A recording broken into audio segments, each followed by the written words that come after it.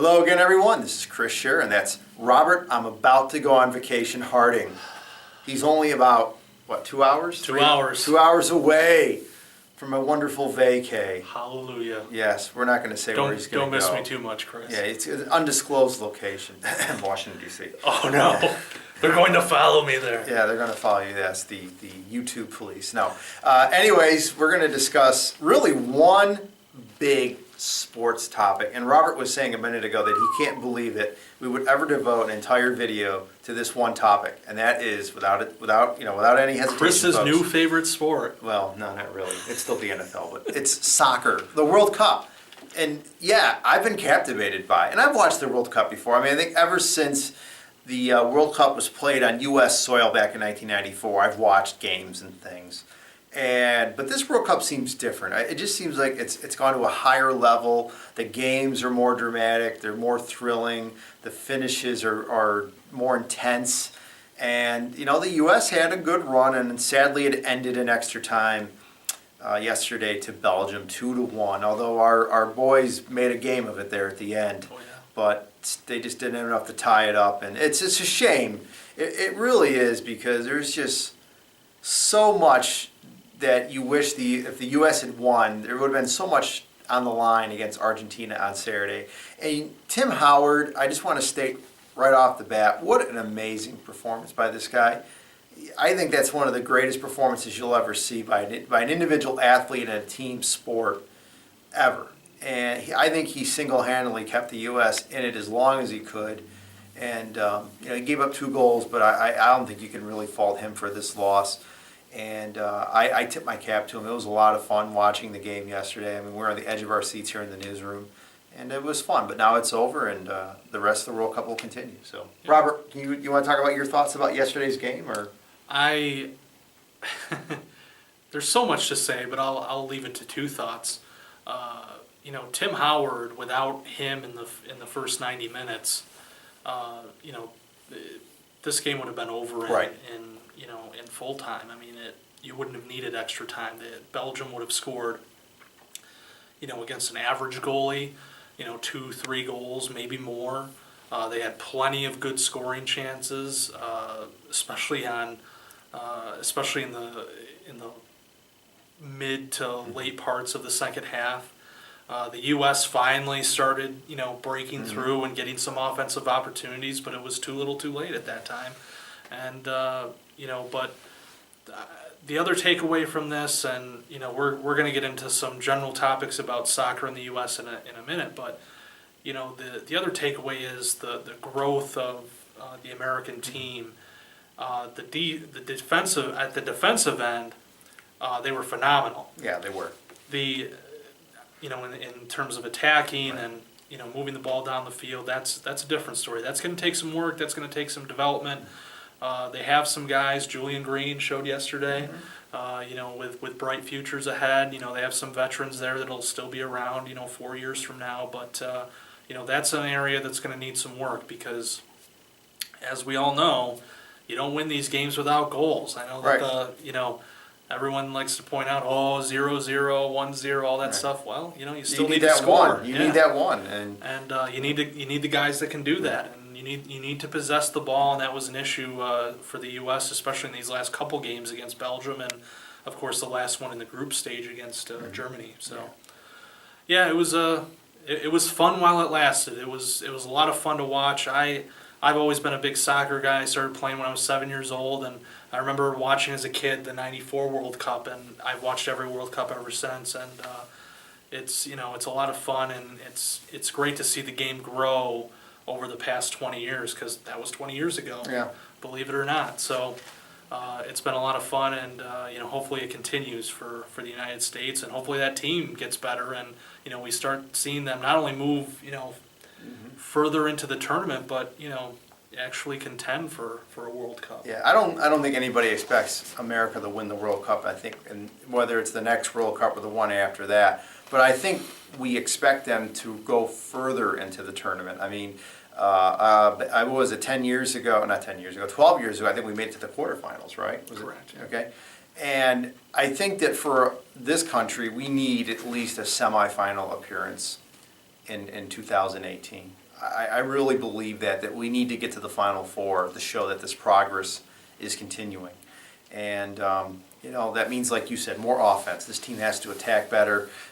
They had some opportunities yesterday, and they just couldn't take advantage of them. But then in extra time, after they fell behind 2-0, all of a sudden they started coming out of their shell. I don't know whether it was desperation or whether, maybe Belgium's defense was playing differently that allowed America to have more offensive opportunities. But I think if there was that sense of urgency or that offensive outburst had happened in regulation time, then I think the United States could have won that game. And they easily could have won. I mean, that's the thing. You realistically look, and the United States could have won every game that they played. Even the game against Germany, where they really didn't have anything offensively, they only lost that game 1-0. It's like Robert said, the defense is caliber, good enough caliber to win at the World Cup, but the offense is what's got to improve. So with that, we're going to also continue to talk about soccer in the United States. And if you watch Keith Olbermann's show on ESPN or ESPN News or ESPN2 or ESPN Classic or ESPN The Ocho, it's on a lot of different channels. But it's worth watching, though, and no jokes. It's a great show. I enjoy it a lot. I watch it every morning. I DVR it the night before and watch it the following morning. And he had an excellent monologue about soccer in the United States, what 7 things that you could do to improve soccer in the United States. I'm not going to go through all 7, but we're going to touch upon some of them. And a couple of ones I liked is basically don't pretend we're English, okay? We're not English. Don't use English terms. You have an American soccer announcer, which I've thought about. I mean, look, the British guys are great. They do an excellent job.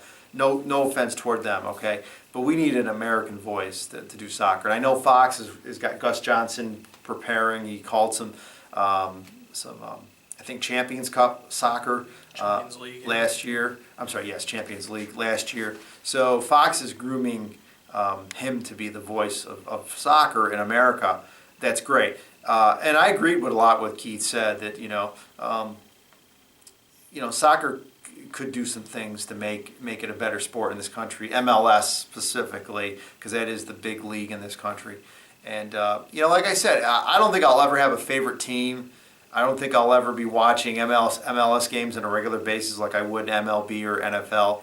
But I want to see the sport grow. I know that's hard for Robert to believe, maybe, because I've bashed soccer in the past. I've seen your fandom grow over the last couple weeks. But I think it's a noble sport. I think that if at the highest level, it's a lot of fun. It's really cool to watch. And I think the United States, if MLS is stronger, I think it makes our national team stronger. And that's really what I want to see. I want to see America win the World Cup in my lifetime. That's what I want to see. I got a few years left. Okay, I'm not ready to cash my chips in yet. All right. I'm only 47. I want to think I got another 7 World Cups in me.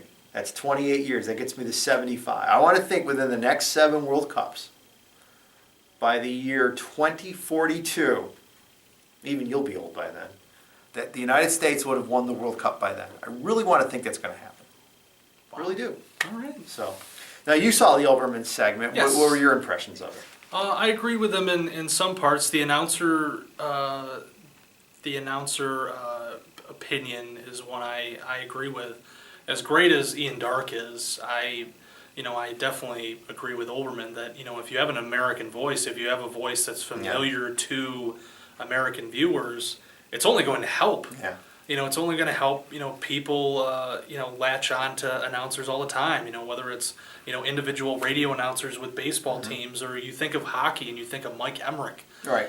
Or you think of football and you think of, guys like Al Michaels, or, even to get onto the network signs, Joe Buck. Yeah. And Joe Buck with baseball, when he does the World Series and stuff. So, that's what they need. And, maybe the shift to Fox with Gus Johnson will help address that. There was one point that Olbermann made about, I guess, suggesting breaking away from FIFA and, creating your own kind of American World Cup. Nah, it's not going to work. And that's not going to work. And the reason I disagree is, you think of international competition, and the first thing you think of is the Olympics.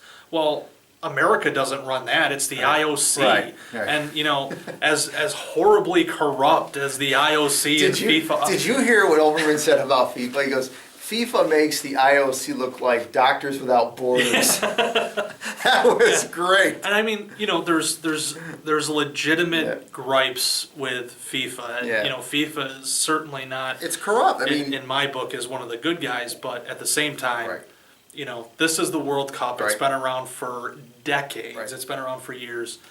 You go with the system. You Qatar- try to improve it, Right. but you go with the Right. I system. mean, Qatar is getting the World Cup in 2022. Okay, Qatar. That's that country. It's spelled Qatr, and it's pronounced Qatar. Okay, and that's an Arab country.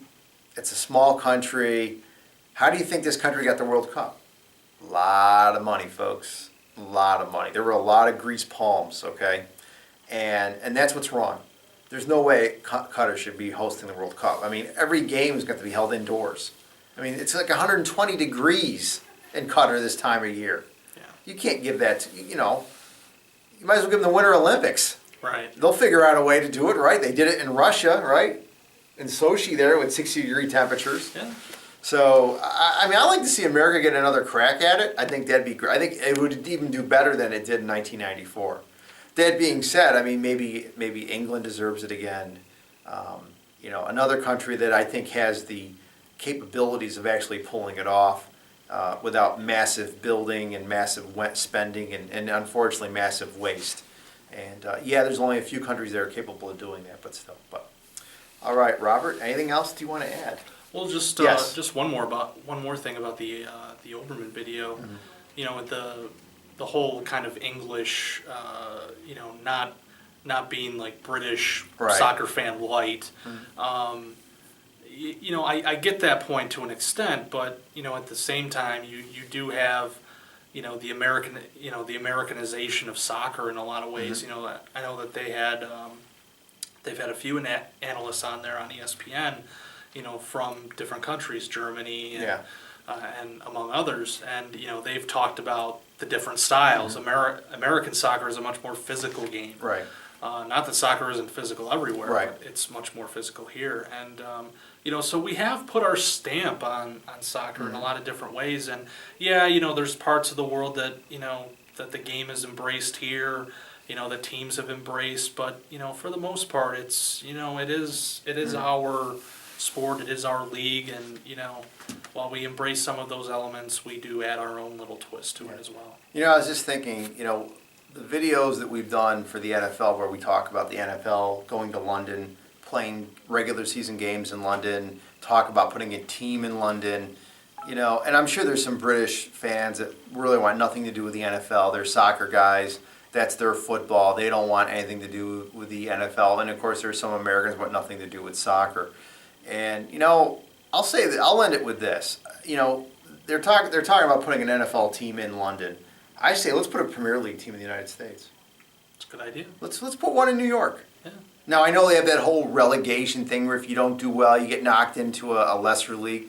But you try telling me if you put a team like in a soccer hotbed area of say Washington D.C.